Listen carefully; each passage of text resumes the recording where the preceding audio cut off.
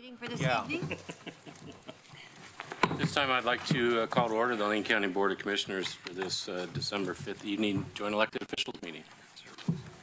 And then I think we're turning it over to you guys, right? I think you are. I must be turning it back. Just before we do, if you don't mind, I'd like to take a moment.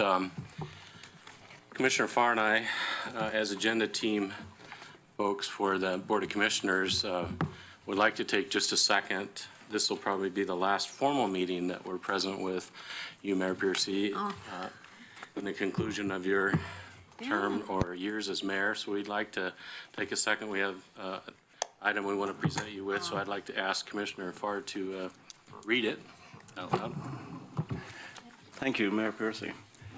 Whereas we recognize the outstanding service to the community Eugene Mayor Piercy provided during her 3 terms in office, and whereas Mayor Piercy's lifelong dedication to advocating for sustainability, economic prosperity, and social equity as an educator, state representative, nonprofit leader, and mayor has enhanced the quality of life for community members of all walks, and whereas her leadership has helped revitalize downtown Eugene with more than $300 million in public and private investments and expand the role of the technology sector to 418 businesses with more than 4,000 jobs.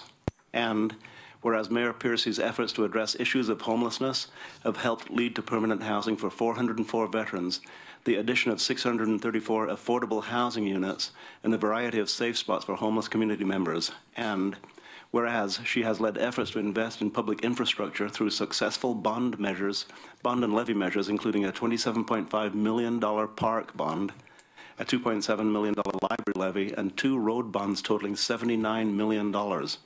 And whereas Mayor Piercy has continued to serve on many state and local committees during her tenure to work on issues as diverse as climate change, energy policy, peace and justice, and public safety. Now, therefore, we recognize, commend, and thank Eugene Mayor Kitty Piercy for her exemplary service to our community during her 12-year tenure in office. I'm very honored.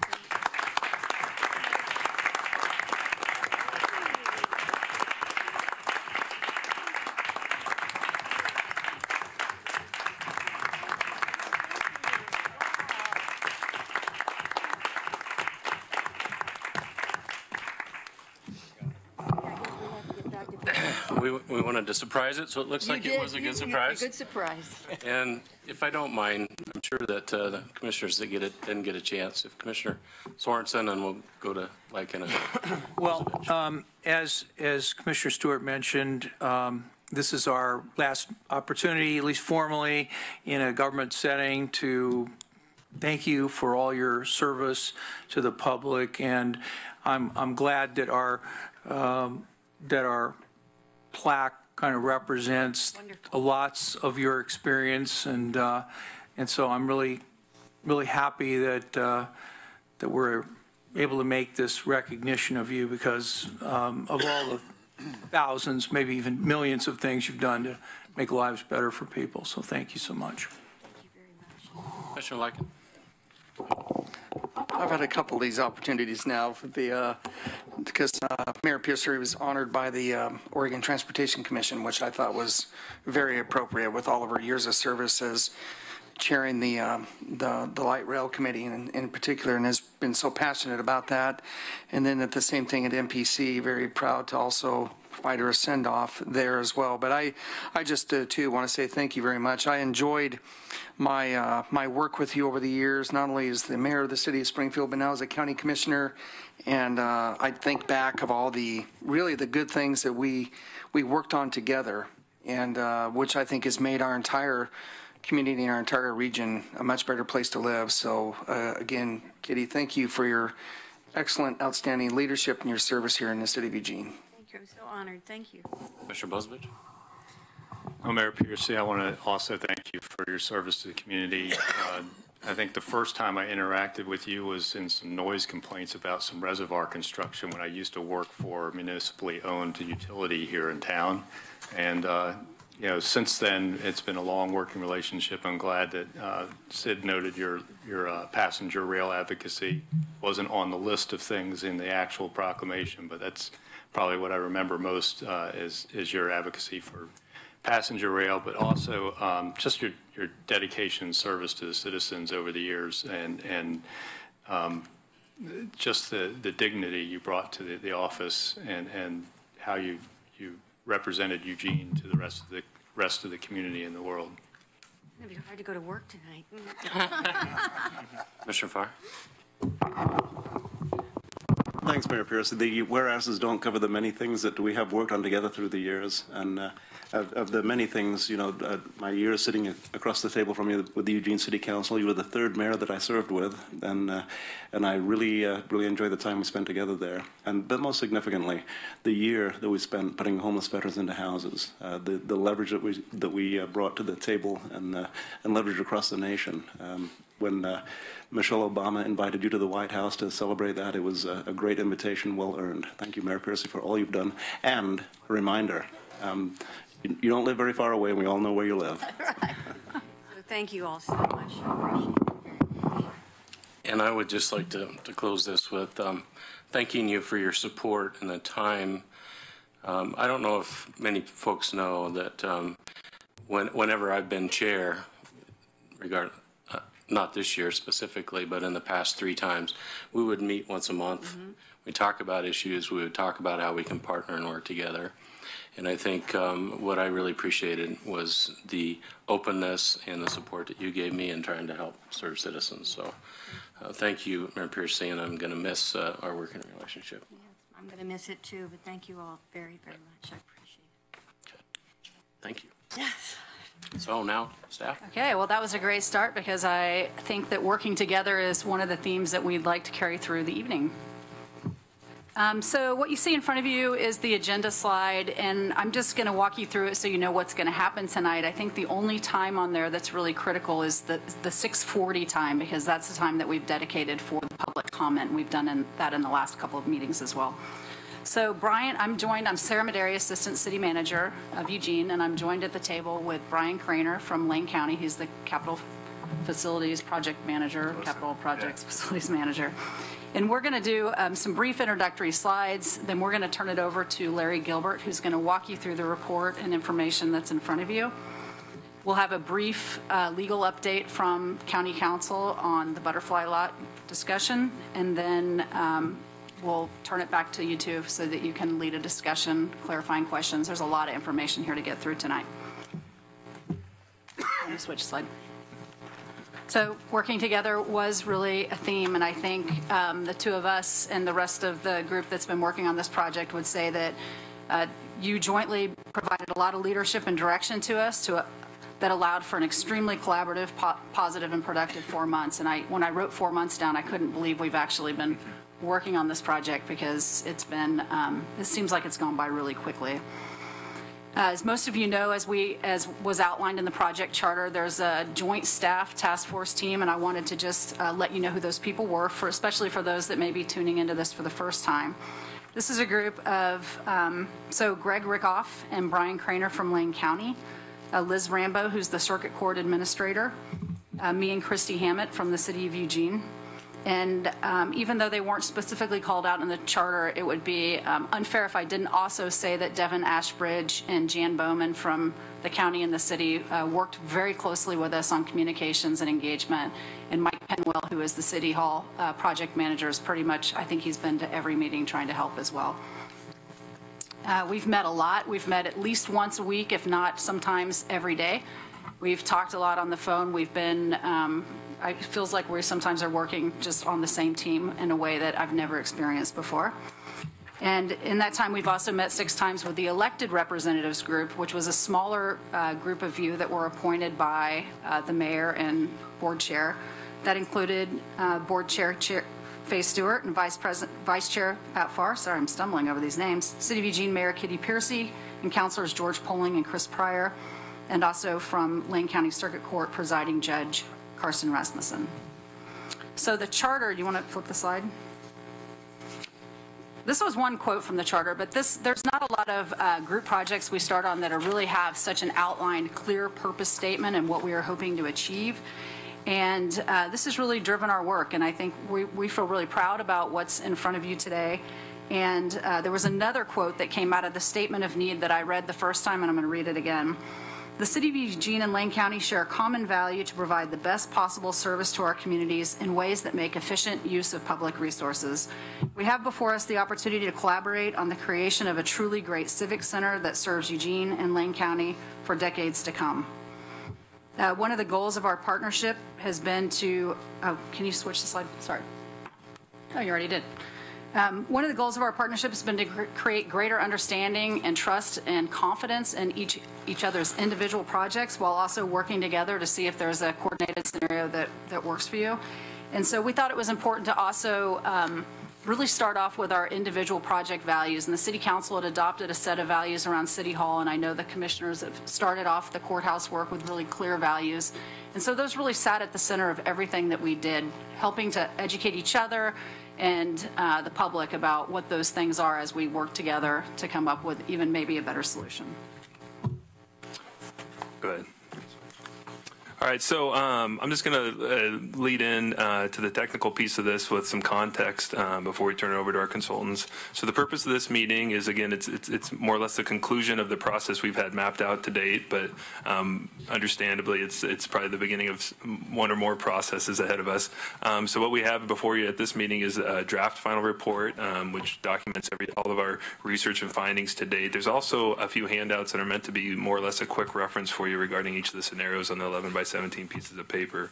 I just want to acknowledge that this is really the first time these have been handed to you, so there's not an expectation at this meeting, as there hasn't been at other JEOs, that we're looking for formal direction or any sort of specific input. This is more or less an introduction of the material to you.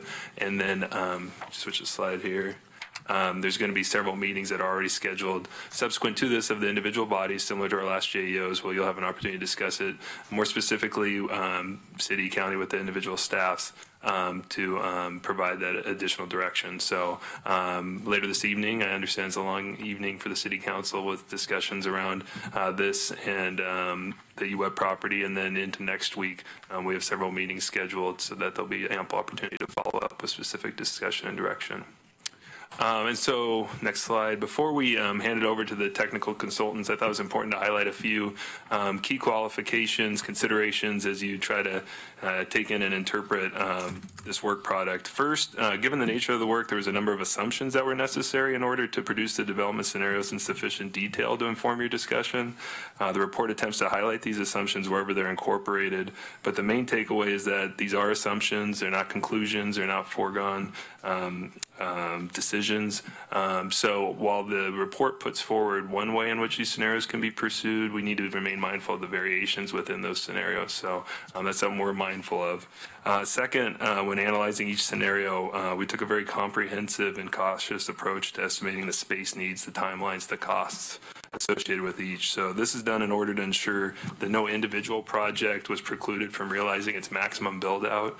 But we're very aware that as those individual projects get designed further, that they're likely to be refined to something more specific to the needs of each project. And then finally, the Joint Task Force, our focus was really on these overall scenarios and the differences among them. And so when it comes to the individual projects included in there, we've roughly manipulated their massing and their location, but the individual projects were really assumed to be constant across all three scenarios, and there's still a lot of room for additional design and interpretation with regard to those individual projects. So we hope as we get into this discussion, I think Larry will highlight, this is really from a scenario level view and not necessarily with regard to the individual projects. What we were trying to help is inform the decision around siting the projects with a full recognition and understanding that there's a subsequent design project process associated with each of the projects they're in. So those are my caveats, those are my qualifications, and with that I'll turn it over to Larry and the consultants. Thank you. Thank you, Brian. Again, I would like to reintroduce our project team, and as Sarah mentioned, I'm Larry Gilbert with Cameron McCarthy, Landscape Architects and Planners here in Eugene, and I would like to particularly acknowledge my partner, Colin MacArthur, who's AICP planner, that is really responsible for the majority of the work that you have before you. He really worked very hard through this whole process to meet the timelines. Sarah had mentioned 4 months. Well, we only had 3 months to do this work. So kudos to him, but also kudos to Robinson Sherwood Architects for their architectural expertise, and also acknowledgement to Ryder Levitt Bucknell, who provide high-level costs, summary of costs associated with this project. And as I had said, it's been 3 months since we were first contacted by the city and the county and were hired to assist in the preparation of this study. And I want to emphasize that this is a historic opportunity. Not often can we provide planning and design services to aid in the selection of a location for 2 of the most important buildings in our community. And citizens will experience the outcome of this site selection for decades to come. And we are very thankful to be a part of this process and study. So the report that we have before you shows the result of the task outlined in this slide. Obviously, in the 3 months we did project initiation, there was research and data gathering, programming and templates were created. We developed concepts and ultimately refined that to 3 preferred scenarios of A, B, and C, and then prepared this final report. As far as the whole project, there was an extensive stakeholder engagement through the process, and it was a very strong collaborative effort between the county and the city in terms of both the website engagement, the communication and community survey pieces. And that was an important piece of the whole process, as well as helping organize and secure the 2 open houses that were held October 18th and November the 2nd. We had a total of 16 stakeholder meetings to date, and there were neighborhood mailings with 229 letters to the surrounding property owners and occupants. This slide really summarizes the program summaries for building and parking for each of the different development types. And as you can see, City Hall, it's the same program that is as part of the current Phase 1 City Hall development plans. 32,000 gross square feet of building with 7,000 gross square feet of secured parking. Eugene City Hall Phase 2 is 135,000 gross square feet, which includes the municipal court as a big piece of that.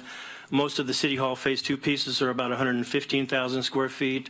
The municipal court is 20,000, and secured parking for 47 spaces. The courthouse, as you know, we've co-located both the DA and the sheriff's office within the courthouse development in all of the scenarios, and it comprises 236,000 plus gross square feet with 24,500 square feet of secure parking for 70 spaces. That would be the minimum program requirements for parking. And then the Lane County Farmers Market, based upon the stakeholder input, we have a 9,000 square foot building / shelter structure and 39,000 gross square feet of exhibit and vending spaces for a total of 48,000 square feet. So the three scenarios that we've shown you, we started with probably a dozen development options through the course of our analysis and study. And then we refined these to 2 development options per scenario, which we presented to the joint elected officials at our last presentation. And then the final results of those scenarios are these preferred design scenarios that were determined by these elected bodies. And the programs, as Brian had mentioned, are really unchanged from scenario to the scenario. The square footage the shapes of them have been manipulated slightly to fit the site, but the programs remain constant. The only significant change, and even it's not that much significance, are that the site areas between scenarios are changed slightly based upon which building is located within that piece of property. So this is the preferred scenario for scenario A. So the key to this scenario is that both agencies proceed with developing their own properties. And the courthouse occupies the entire 1/2 block of the Butterfly Lot and would be approximately 10 stories tall. City Hall Phase 1 is built within the current design and within its current location. Farmers Market would be relocated to the southeast corner of 8th and High Street. And a future City Hall Phase 2 can be accommodated on the north half of the site of the former City Hall block. This, in scenario A, this is a plan view of the scenario showing the size and types of improvements that could be included on the various sites.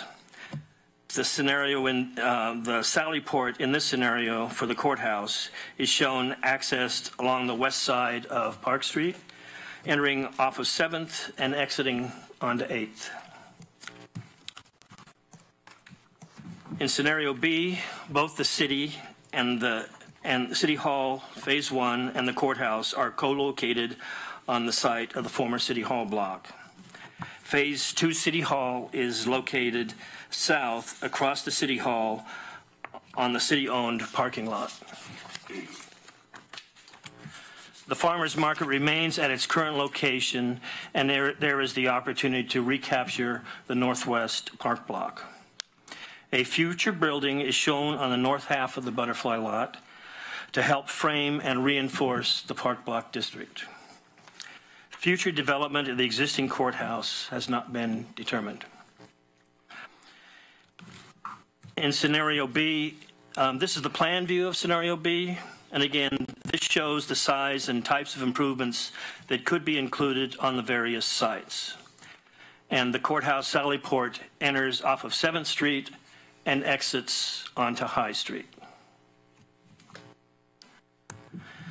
For scenario C, the courthouse is located on the entire site of the City Hall block. The Phase 1 City Hall occupies the northern half of the Butterfly Lot. Farmers Market stays at its existing location. The Northwest Park block is recaptured. The Phase 2 City Hall is a new building located at the site of the existing courthouse.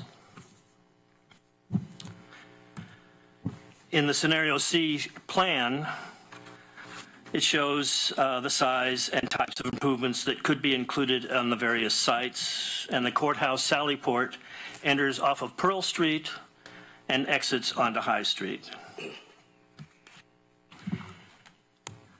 And again, here are the three comparisons of the preferred scenarios.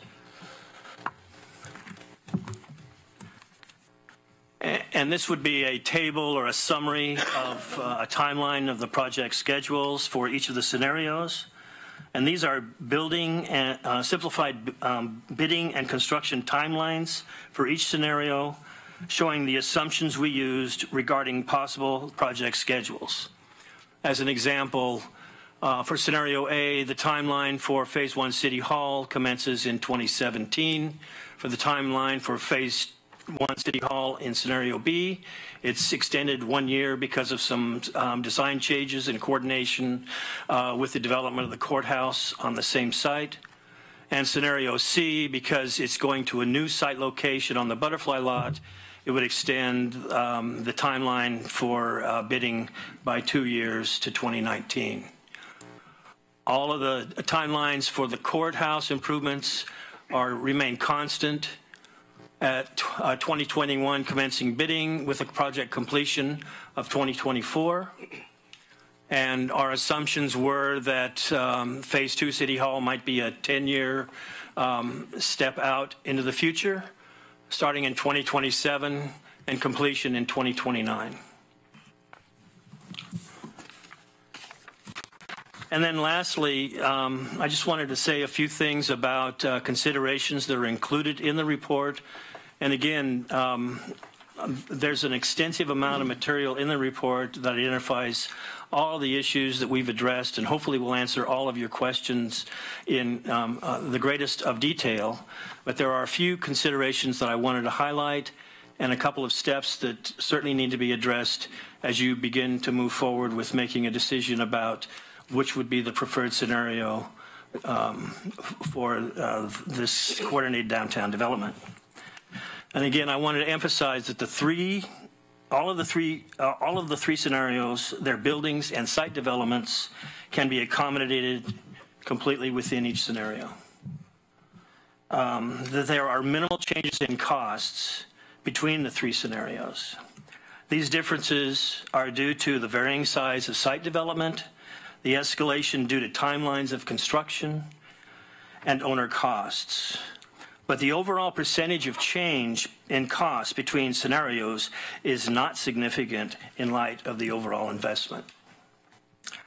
With scenario A, the City Hall Phase 1 development can occur as soon as possible. If scenario B or C is selected, the timeline for this project is extended. There are site preparation costs and design fees already paid by the city for Phase 1 City Hall. If scenario B or C is selected, these sunken costs will need to be considered during the negotiation process. There will be a loss of 228 parking spaces at the Butterfly Lot, and this will need to be addressed. There is an opportunity to increase significantly the existing structured parking on the two-level parking north of the Umpqua parking lot. The planning and costs for any new or replacement parking could be addressed through a comprehensive parking strategy between both public and private development partners. Scenarios B and C maintain the current location of the farmers market. Scenario A does not. Scenarios B and C provide the opportunity to recapture the Northwest Park blocks. Regarding next steps, key to one of the next steps is to determine the land values of both the Butterfly Lot and the site of the former City Hall. If scenario B or C is selected, these values will aid in the negotiation process between agencies. The joint elected officials will study this report and the information presented. Incorporating values, considerations, and costs, they will meet separately and then collectively to negotiate and select the preferred scenario that best enhances the development of our civic center and provides the greatest benefit to the entire community.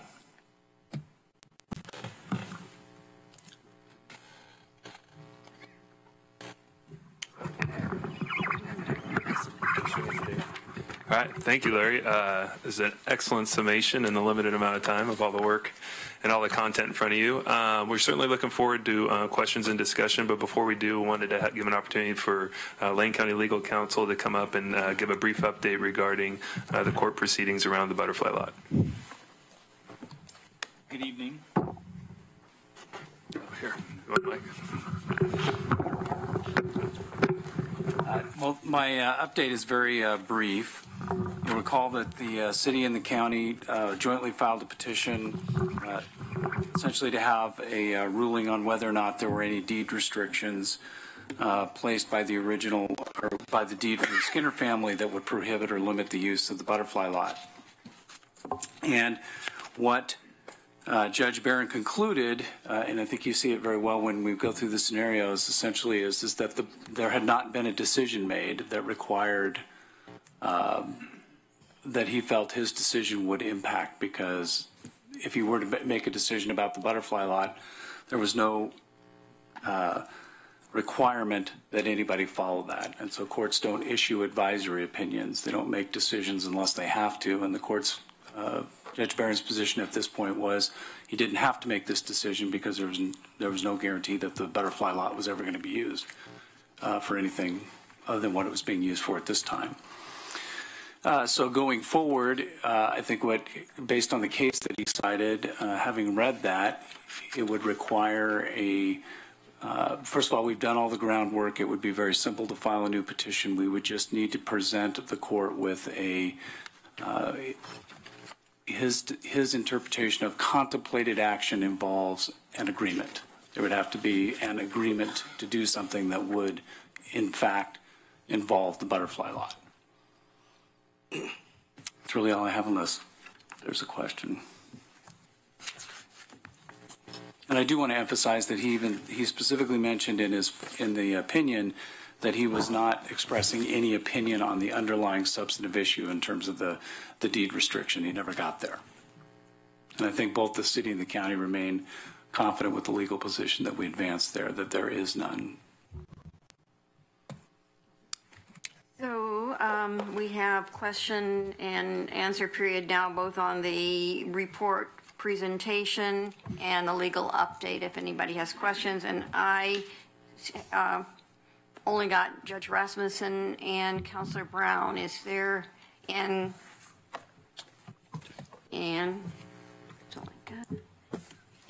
Taylor? Okay, you want to start? You can start. Oh, just have one, so Okay, let him start. Commissioner Bozovich. Thank you. I'll start out with a quick question on the legal proceedings. There's a reference that keeps being made to the restrictions in the deed. Don't you mean deeds? Isn't there 2 deeds for this property? Yes, when I refer, that's a good point, Commissioner Bozovich. The city, there were 2 deeds, and as was explained in our filings, the initial deed that was presented by the Skinners to the then Board of Commissioners was rejected as being unacceptable, at which point they required them to produce another one in exchange for the bonds that they'd signed. And it was that deed that was recorded that is unrestricted. And as we found out doing the historical research, someone many years later found the original deed that was rejected and then filed it because they thought they should file it, even though they had no authority to do so. And it is the first deed that contains the arguably restrictive language. So the determination is not just about the restrictions, about which deed actually applies. I just want to make sure that folks understand that there's multiple deeds for that property. Correct. I'll come back for a second round. I just wanted to say one thing about your comments, and I think you'll agree with me. You said that the judge said he didn't have to make the decision, which could be interpreted discretionarily, and it's not. He determined he did not have the authority at this time to make the decision. I thought that might be a clarification that was worth making. That is actually that is correct. And essentially what the court said was that, and I don't want to get too much inside baseball here, but essentially it said that even though this special proceeding exists, it doesn't change the general rule that courts don't issue advisory opinions. It doesn't extend the court's jurisdiction in that regard. Thank you for that clarification. I have in the queue Counselor Brown, Counselor Zelenka, and Counselor Taylor. Thank you, Mayor. Well, the way I'm hearing this is if the city and county, if we chose scenario A, we wouldn't have to, there wouldn't be a question of judicial validation of the use of that lot for county purposes. Is that a simplified way of looking at it? I think that's fairly accurate. If I understand the scenarios correctly, yes. Okay. However, if we chose scenario B, or scenario C, we would have to ask him to do a validation. Correct. Presumably. Okay, thank you. Next is Counselor Zelenka. So, given the judge felt like he didn't have the authority to make that decision, is there a way to get him to make the decision? Well, you have to present him with a real controversy. So it would be. I understood that. What does that mean? That means that that there would have to be a specific agreement. So, for example, the case that he cited, there were contracts executed for the financing of a new, I believe, actually, ironically, City Hall, and there was a claim made that the financing arrangements were illegal and violated the county's charter in terms of their debt limitation. So at that point, there was the city went to the court and said, we've signed and agreed to execute this agreement with these banks and these financing things. Are they illegal? Do they violate the charter provisions regarding our debt limit? So my interpretation of the judge's ruling is that it would require a commitment. In other words, his decision would have to actually have meaning. So, for example, I think the way that he talked about it in his oral argument was, or in our oral argument, is that he could issue a decision today that would be meaningless because no one has said that they'll take option B or C. So if he were to discuss this, it would be a meaningless exercise. And that's where the court doesn't generally engage in what are called advisory opinions. In other words, you don't go to the court for, quote, friendly advice. So there would be a gradient then, I suppose, of what would be needed to go in front of the judge for it to be acceptable for him to make a ruling or feel like he had the authority to. You could go all the way down the road to having done all this work and then have him overturn it, which seems like a bad path to go down.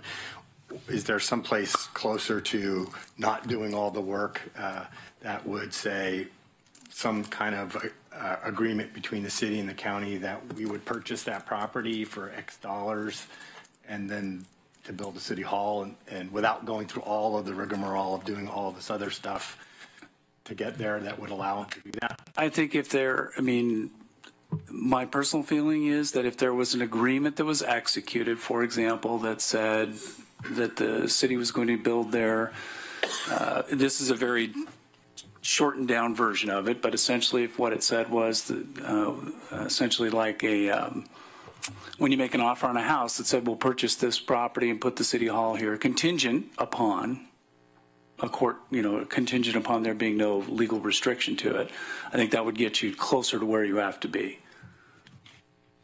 Right, because it would be unfortunate if we went down a lot of cost and ended up with the judge overruling that or overturning that deal. I had another question. This is about the cost associated with the project. Appreciate the work you've done. This is very good. It's very illustrative and very helpful. And I like the way that you've broken this all down. I had a question about the site preparation costs, especially as it relates to City Hall Phase 1, the $2.3 million. That is already sunk costs, correct? Is that what that is? It means? No. Well, a portion of it is, yes, because of the demo and the work that occurred to get the site prepared for development of the Phase 1 building. So could you break that down a little further? How much of that is incremental from where we are right now? Because my understanding is that site was ready to go, ready to build on. Well, for Phase 1 City Hall, the site is ready to build. What's not ready to build is the east half of that block. There are still the footings and the concrete on the east half of the former City Hall block, which is still in place and would need to be demolished and removed depending on whatever development occurred on that half block. So the east part of the block, how does that relate to City Hall? Because that's only related to scenario B and C. So I think I'll give it a shot. I think back to your original question that the costs included in here are essentially costs for the development, regardless of any actions that have been taken to date. What we've attempted to do is highlight where there has been actions taken, so that can be considered. So when you're looking at the tables, that's going to be the cost to take you to development ready from the current existing conditions. So whether it's taking down the butterfly lot or existing site prep over there. In terms of your expenditures to date specific to your project, that's something that your project team could probably speak to a little more specifically. Because intuitively it doesn't make sense that scenario A where we're developing on a ready to go site versus scenario C where you have to demolish it and ready the site, and it's $800,000 cheaper to demolish and ready the site than to go on an existing site that's ready to go. That doesn't make any sense to me. Can you help clarify that? Yeah. Why is that differential there? It's a, Well, I was just going to say, I think where you started from is we tried to create an apples to apples.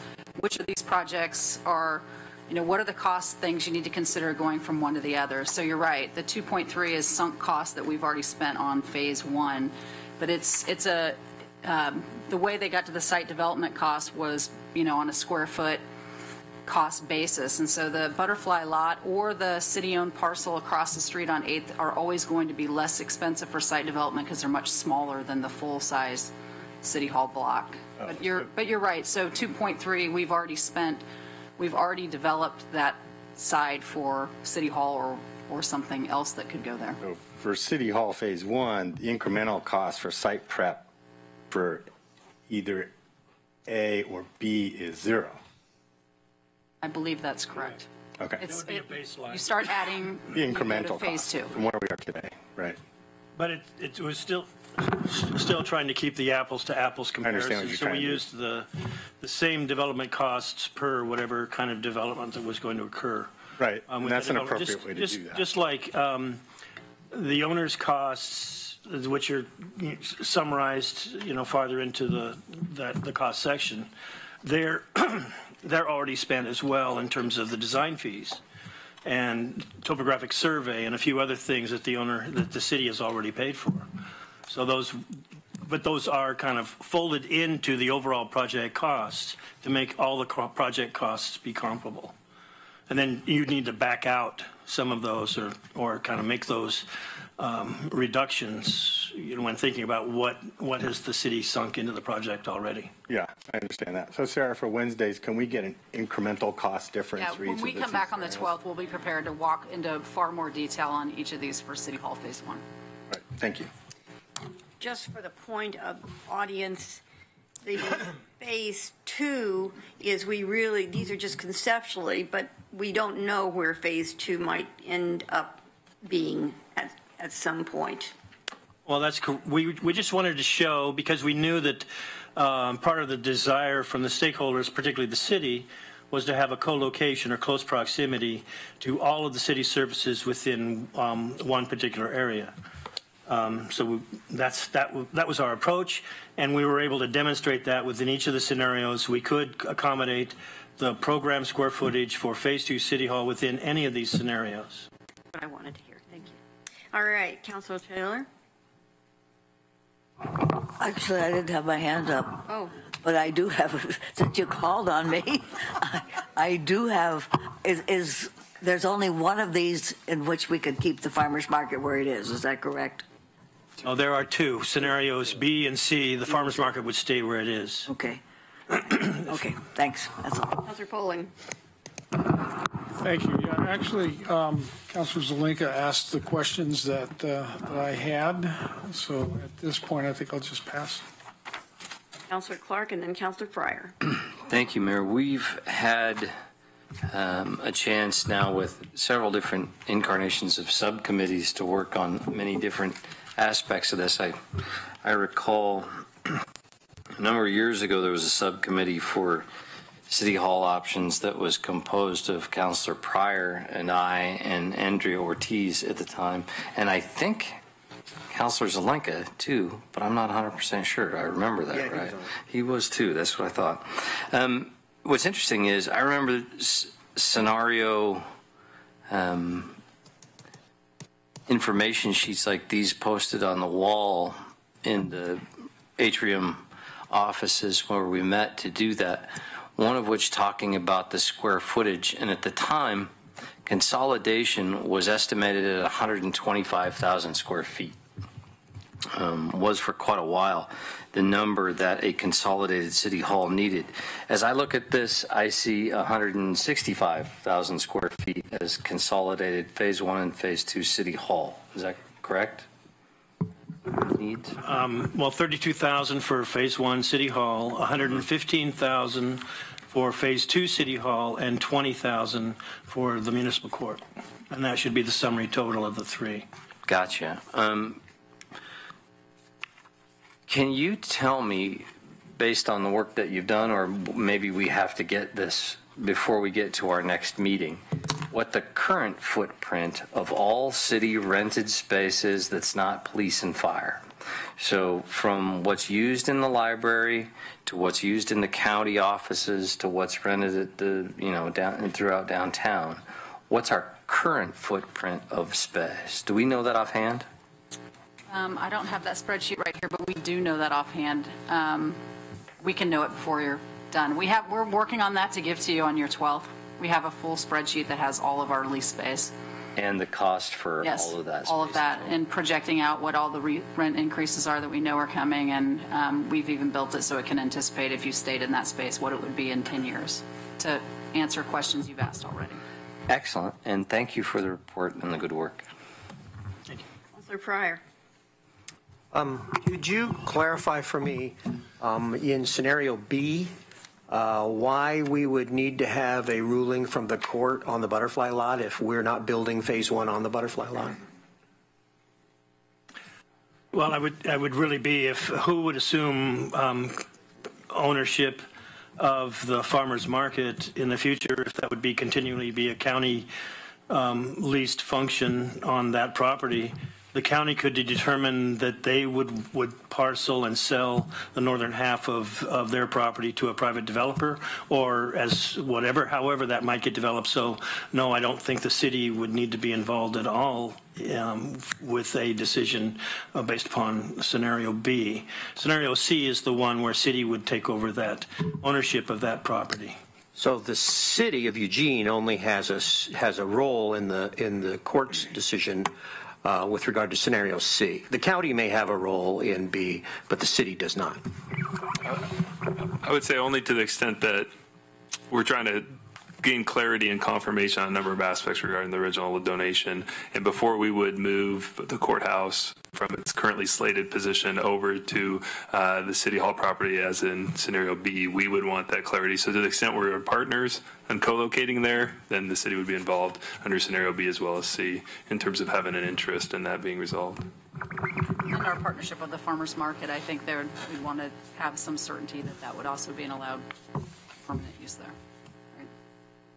So if we were to, if the city were to choose option B, where the city hall is on our existing lot, we would still have to wait for the outcome of a legal decision before we could develop there?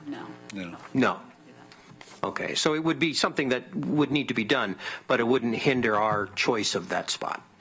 Okay, that was what I was uncertain about. Yeah, I think the only thing I would add is that under scenario B, it inevitably is a collaboration between the city and county where we're developing two significant structures on the same block, as opposed to scenarios A and C, where there's either we develop on our own properties as they exist, or there's some exchange of property. And under both of those scenarios, the city or county respectively would have ownership and ability to both design and construct on those properties. In scenario B, we won't have that luxury of sort of doing what each entity would like on its own property because we're sharing the same property. So I think the point both about collaboration under scenario B on the City Hall block, and what does that look like? Is it a lease, long-term lease to the county? Is it a sale? And I think all of those details getting worked out in advance of a commitment on the farmer's market, because the county's going to want to make sure that we have a site for the courthouse. So I don't know that it's as simple as saying that under scenario B,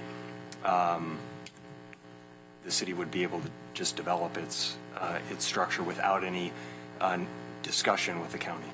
Okay. Would the nature of the legal request or the case filed be different under scenario B and C? For example, I could imagine in scenario C, the question being answered is, could the city develop a city hall on that property? Whereas the question being asked in scenario B is not the encumbrance of the butterfly lot, but the movement of the Legos in some other way. So you'd be filing two different questions. There might be a legal opinion needed, but the question under B would be different than the question under C, I guess is the way I'm looking at it.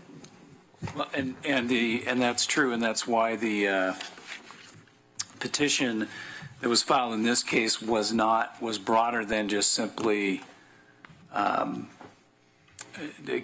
could the city of Eugene build a city hall on the Butterfly lot? It covered all those other uses for the reason that Mr. Mokrajewski mentioned.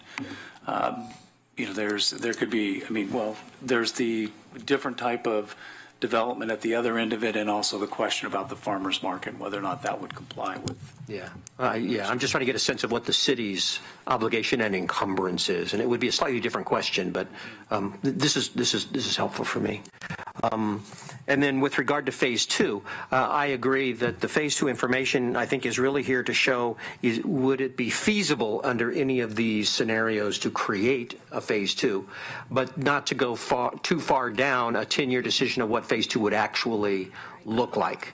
It might look significantly different 10 years from now, but under any of these scenarios, whatever it looked like, it could be done.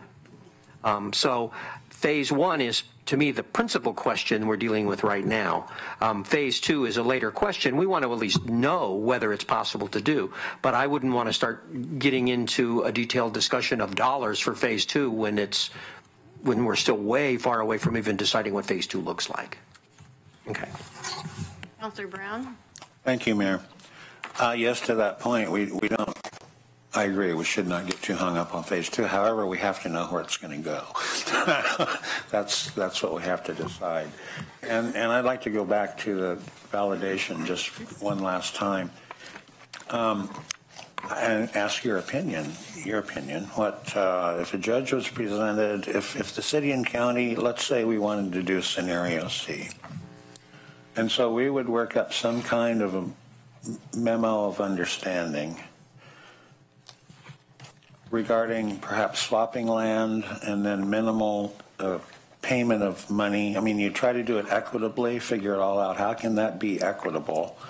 You know, demolishing the old courthouse, who's going to pay for that? We've already demolished our city hall. You know, but to work all that stuff out, the negotiations are going to take several months, probably. Even given the goodwill that is apparent between the two bodies and friendly desire to work this out as expeditiously and as fairly as possible, it will still take a little while to work out all those kinks. Now, my question is, would we have to wait till the end of that, till the finished product? It seems like maybe just a somewhat detailed memo of understanding, even though not every single point of the arrangement is worked out, maybe that would satisfy the judge's desire to be able to make a given opinion on that. It's my opinion that the closer you get to a commitment, and again, I know that the actual agreement you're talking about is much more complicated, but think of it this way. If you were to make, for example, if you signed an agreement as an individual that said that you were going to purchase a particular house for a particular price, contingent upon you selling your house by a certain date and or achieving, securing financing, those are pretty easy. Yeah. I think what the court would want to see a commitment that would bind somebody. Not that you could get to the end of the agreement and say, we're not, even though we've worked out what we think is an equitable thing, we've changed our mind and we're going to go do something else. Again, the court would perceive that, I think, as offering an opinion that may not in the end matter. So the closer you get it to the type of certainty, and that's a yep, and that's, with all due respect, it's a continuum. I'm not sure where I can actually draw the line. We'll be prepared on the 12th. We'll have Glenn prepared to dive into this a little bit more detail too. We'll just note that as a topic. All right, thank you. So I got a couple commissioners. I'd like to start with Commissioner Farr and then Commissioner Bozovich. Thank you. Steve, you kind of started to answer the question that I'm going to ask a little bit, but Councilor Zelenka was exploring something that I didn't really hear a full answer to. Before I ask that question or dig a little bit deeper on it, looking at the scenarios up there, we have A and C are the cleanest. They don't involve trying to share a lot and all of the complications of trying to share a lot and construct things at the same time or overlapping construction schedules. So A and C are the cleanest. A leaves farmers market in a position where I have not seen a single person in this room or anyplace else who's satisfied with that location for farmers market. Wouldn't fly. As far as most people are concerned that I've spoken to, which leaves kind of scenario C as something that's on the table as maybe being a little bit cleaner for the discussion surrounding the next question that I have. And Steve Dingle, I'm kind of looking at you looking at the corner of my eye at Judge Rasmussen a little bit. Just a simple land exchange. A couple of 3 years ago, it was probably 3 years ago, we talked about what seemed maybe like a simple land exchange. Just you guys have this property, we have that property, and later we'll figure out precisely what we're going to do with it. But a question that how realistic or how feasible would it be to just draw up a land exchange document, a good faith land exchange document with whatever cost is involved, where the city purchases the butterfly lot, we purchase the butterfly lot and potentially the future current courthouse, and we purchased the old city hall lot. An agreement is put in place there with real dollars in place that doesn't seem that it would take that much time to come up with those numbers, and actually say this is what we're proceeding with, just a land use exchange. This is a purchase, and we want to know if we can really do it with the purposes that we have in mind, without going down the deep road of how much would it cost, where do the buildings go, what are the footprints, what further demolition needs to happen. Just a very quick, time is of the essence in many people's mind. This potentially could be a quicker arrangement and maybe potentially render a faster decision from the judge. That seems fairly simple to me. I'm not an attorney, and I'm certainly not a seated judge, but just a simple land use exchange. We want to sell you that. We want to buy that. Can we do it? Well, I hate to sound like a lawyer, but since I am one, I will. It really depends on what the agreement says, is what I would say. I mean, again, I'm not doing a very good job explaining this. Essentially, you really have to be in a decision, and I think if you think about the situation that I described with, I think it was Washington County or wherever it was, that case that the judge relied upon, they had already executed the agreement. They'd signed the agreement. We hereby promise to do this. Someone came in and said, this is an illegal, you're going to violate your debt limitation. They said, stop, let's go to the court and get a ruling on that. And so, again, it would be how that agreement was structured. I'm assuming that part of what the value that would be placed on the particular parcel would depend on the use. Mm-hmm. And again, just trying to sharpen that into, like I said, as close as you could to it. There's no other alternative. The only thing in play is a decision about, for example, the only thing holding up that agreement that in the Cole case was the court's ruling that it didn't violate their debt limitation. That was the only thing. It was all in place, ready to go. Other than that, there was no, literally, it was the court's decision that hinged on whether or not it went forward.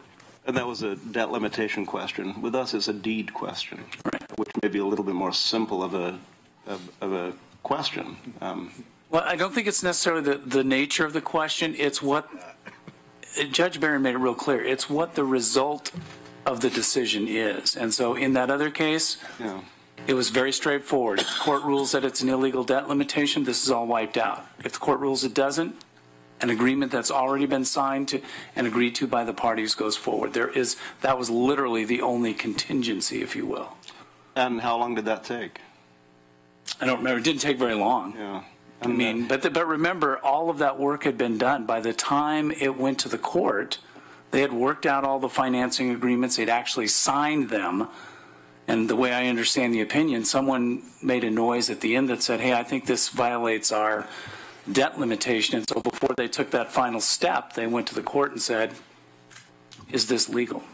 And once again, I'm not an attorney, but I'm looking at this from a more simplistic point of view. That took a lot more financial manipulation than just a land exchange. We're selling property, we're buying property. A simple question, simple decision. We already know that somebody's going to have an issue with that and will file a complaint if they haven't already filed it specifically for this issue. And do we have minds here brilliant enough to come up with a simple enough question Yes. for the judge to. Yes. Brilliant. I heard a brilliant mind right over there, so thank you. Thank you. Commissioner Bozievich. Thank you. I want to jump back into the program portion of this a little bit, just to note, as folks look at cost estimates that are buried in this report as it becomes public, what's in there for the courthouse is, not taking into consideration any final designs, any ability we might have to utilize existing space in the public service building and decrease the square footage. So, don't ring the alarm bells and everything else as you read that. Just kind of similar note like to City Hall Phase 2. We haven't gotten that far yet. And this is just to try and get a number to get the differences between the scenarios, not so much to pin down a construction cost number for the courthouse. That said, I'm having a little bit of math issue here. The program for the farmers market's 48,000 square feet. The butterfly lot's only 53,579 square feet. How do you fit the farmers market on a half of the butterfly lot? Or a quarter of the city hall lot? Neither of those are 48,000. Well, each of the scenarios looks at how much land is available within the public right-of-way or beyond the public right-of-way within the property of the farmers market. So we would, in any of the scenarios, you would have to leverage a part of Park Street to make that program fit within the square footage that they need. Not unlike how the farmers market is doing it now. When they install their vending spaces along Park Street, they assume that whole western streetscape, as well as they put tents in the public right-of-way as well. So that would be part of it. We know that there isn't enough square footage within the available land within the property lines of any of the development sites. So in particular with the farmers market, if they were going to share a space with City Hall, then the programs that are part of the farmers market might overlap the programs that are part of the City Hall. And so those design decisions would need to be made to make sure that both programs could function adjacent to one another, as well as looking at areas beyond the farmers market. In particular, if you think about the Saturday market across the street, if you really think about the space, it could be from the building face to building face, even though there might not be vendors or parking in those areas, but it's still an overall celebratory space or a space used by the community. And that's how we would envision this North Park development. And probably over time, how Wayne Morse Plaza might be developed. It might become more inclusive to the overall Park Place area by maybe eliminating some elements that keep it kind of contained and closed off for the remainder of the park blocks. Great. Well, that resolves my math error. So I'm going to ask the tough question, Larry, because I've known you for a long time, back to branch engineering days. You've never not been opinionated. And I also trust your opinion a lot as a landscape architect and a planner. If you had to, without thinking about politics or anything like that, pick which one of these three scenarios would give us the most vibrant downtown and the most efficient civic center, which of the three would you pick? We've talked about this at the task force because we knew this question would come up.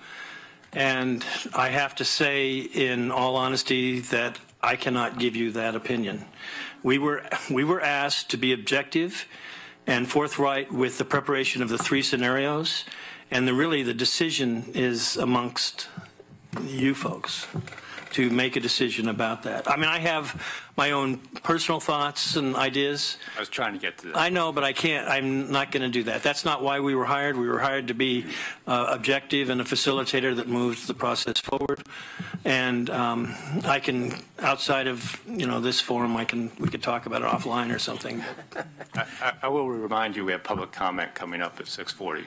Okay. Should go get in line. Okay. I'm off the clock then, huh?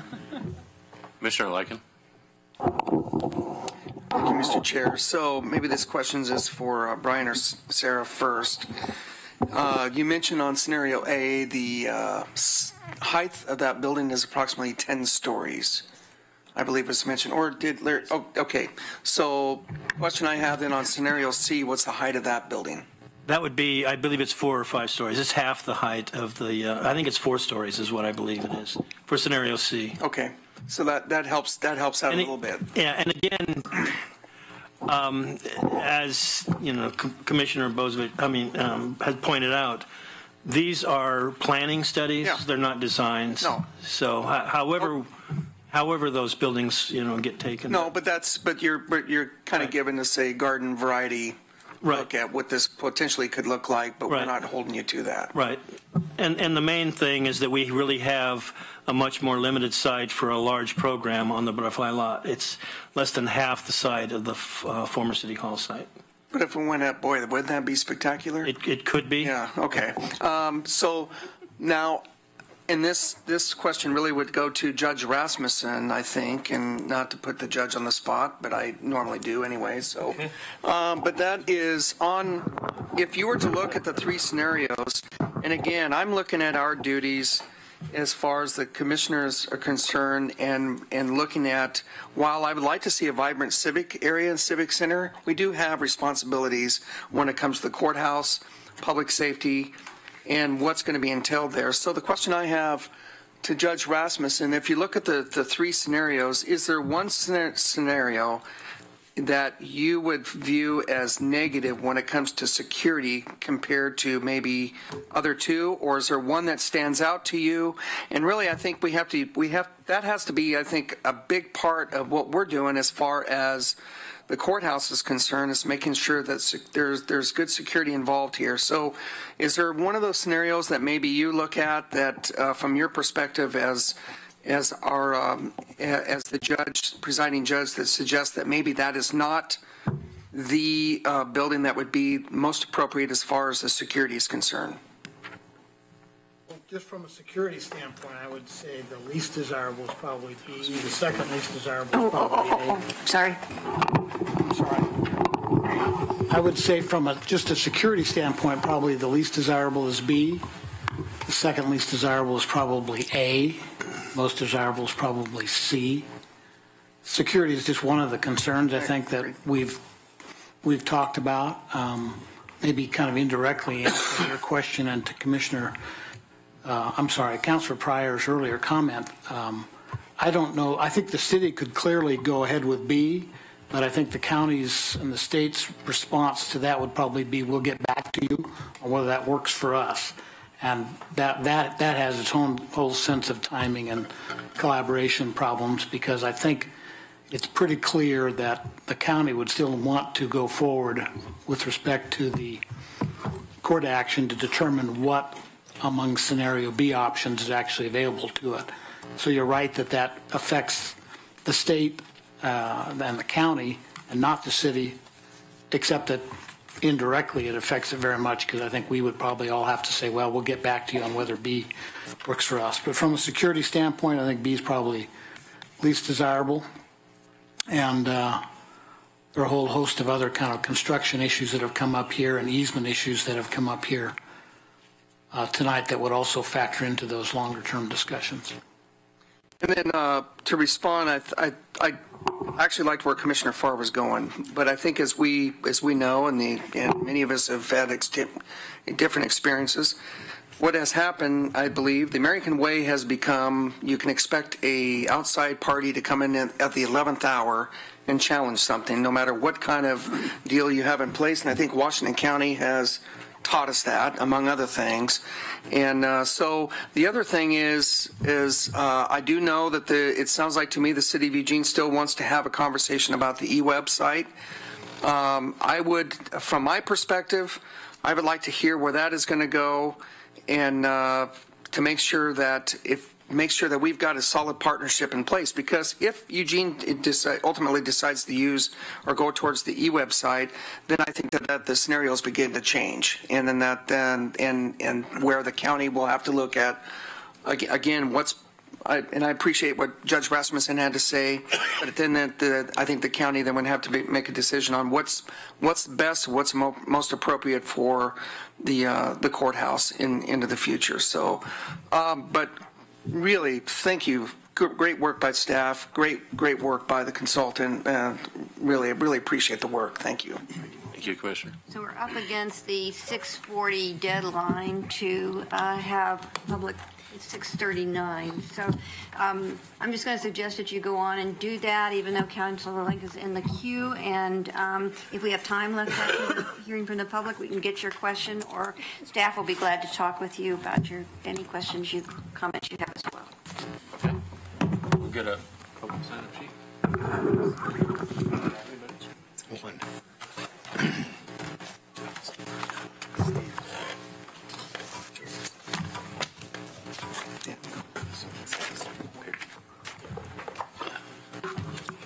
We have one person at this time that signed up to speak, and that's Bob Cassidy. Bob, if you'd like to join us at the table there, and I'll place the timer on 3 minutes, and as soon as you get started, I'll start that. I wonder how you feel about this. Well, excuse me, they have it. Thank you. Certainly, there's more people with opinions than this. My thought, and I think I represent a lot of people in this community, the way they think and the way they would act if they heard all of this tonight. The one thing that you seem to be able to agree on is in scenario 3, the entire lot goes to the county, regardless of what any kind of negotiation goes on in land swap or cash or anything else, regardless of what the city wants to do with whatever they're going to do. We want to see that entire block go to the county so they can put up a building and begin to work on it right now that we could be very happy with. So if there was an agreement, yes, Mr. Farr, you seem to indicate that same kind of thing. If that could be settled, then this gets a little bit less complicated. Trying to put too many things into the same decision just complicates it a lot. And I think this is one step toward doing that. The city should give an indication that the end result, you're going to have this property. We can do the negotiations later. You're not going to fuss about $1,000 or anything else in negotiations and say, well, you can't have that lot because of this difference. Get this much settled. The county can begin to work on what they're supposed to do or want to do and start taking care of the other decisions later. Thank you very much. Thank you. Okay, that's it? Anyone else? Okay. Okay, we're back to Councilor Zelenka. Thanks. Back to the ruling, the more I hear people talk about this, the more it looks like we need to have a deal in place as opposed to something kind of cheap and temporary, meaning it has to be a contract, it has to be something that's binding. We can't just have a memorandum of understanding that we could walk away from. I think what sounds like what the judge would say is not good enough, and then we'd play wrong rock with the dog, with the judge, and we keep bringing back things to him until he got the right rock. So that's a little problematic. I don't think it's an easy solution. I'd like to hear more about that, though.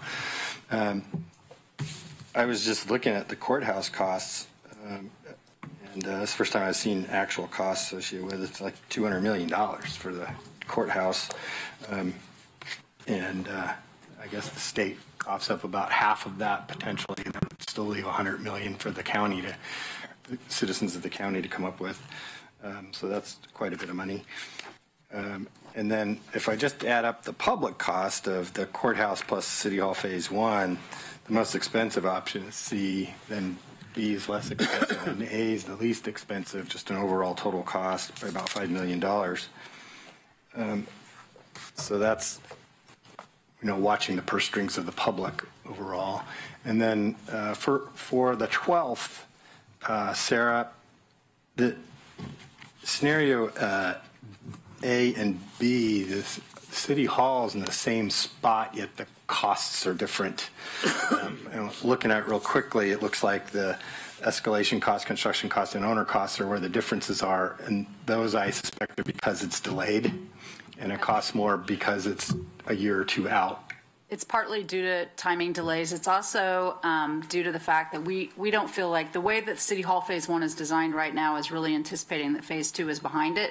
So there's a lot of design elements that have to do with that building connecting to the other. And so if it's a courthouse instead of a Phase 2 City Hall, we want to reconsider some of those elements, and not thinking it's a total redesign, but there might need to be some small mid-size adjustments to make it. So if on the 12th you could bring back and talk to us about why A and B are different in cost, that would be helpful. What the things we need to consider if we did a scenario B, obviously got a completely different building, a different purpose surrounding the building on two sides.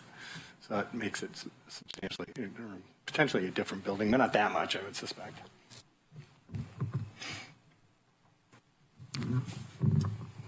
Okay, we're through with RQ, and I too want to thank Cameron McCarthy for their work. It was pretty intensive. Good. Okay. Yep. Well, closing comment is I want to thank the mayor and the council for putting and agreeing to this aggressive work plan, staff that accommodated it, and once again, Cameron McCarthy and their hard work. I really appreciate it. We still have lots of discussion and information gathering to go, but I hope that everybody found it as valuable as I have to be a part of this. And I would just want to say for more probably for the public benefit than ours is that this was a big deal for us to pause in the middle of things, all of us, to try to find a way to get to a civic center to see if that made sense for us. And so I just appreciate the vision that went behind that. And I don't know where we're going to end up. I have no idea. But I do think it was an important discussion to have. And then we'll be, at our next meeting, we'll be talking about the e-website tonight. And then probably we'll talk about this in our council meeting. But I think we'll also be talking about whether we should have a meeting that puts out all of those scenarios, including the ones we're talking about here and the e-web one for the public to have a chance to look at. So that's part of where we are right now. But I do want to thank you for your kind and wonderful comments tonight. It makes me feel very appreciated, and I appreciate that. So thank you all for being part of this with us. We'll see where we end up here. It's a big deal. All right. Commissioner Farr? Just, if I may just add, Judge Rasmussen, you stepped into this process sometime around June, I think. Councilor Evans and I talked to you briefly in your chambers, and the fact that you came to the table with us and as the mayor said, took time out of a busy schedule to deliberate on the process that we're not coming to the end of, but certainly coming to a focal point on, a decision point. Thanks very much for taking the time to do it, Judge Rasmussen. You've been most helpful at the table. Thank you. All right, I'm going to gavel out the city council meeting. The Board of Commissioners is adjourned. We're coming back at 7:30, right? Yep. 7:30, yes? Yes.